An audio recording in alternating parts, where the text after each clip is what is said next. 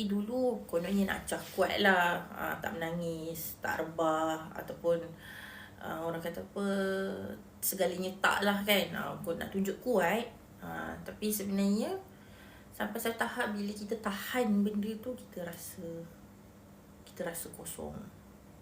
So sampai satu tahap I ask myself, aku tanya diri aku, kenapa I rasa macam ni. Sampai satu tahap dia bila masuk tahun baru ataupun bulan baru, tak payah tunggu tahun lah, bila masuk bulan baru ni kan, aku rasa macam I ask myself lah, kenapa rasa macam ni. Sedangkan patutnya bersyukur lah kan.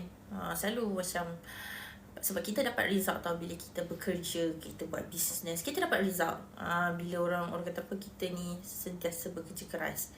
Macam mana dapat result? Yelah, kita dapat jualan, kita dapat keuntungan, maksudnya kita dapat income. So supposedly bersyukur lah kan. Tapi masa tu I realise that penat yang paling bahaya tu adalah penat yang kita anggap biasa-biasa. Bila kita anggap penat kita yang sepatutnya we have to release, okay, tapi kita macam pendam, kita biar, kita macam aku banyak lagi benda nak buat ni, aku banyak benda lagi nak capai ni, aku kena kerja, kalau aku rehat aku tak capai. So bila ada that kind of mindset lah, okay, senang cakap mindset kan, dulu I macam tu jugalah, Isha memang dulu macam tu.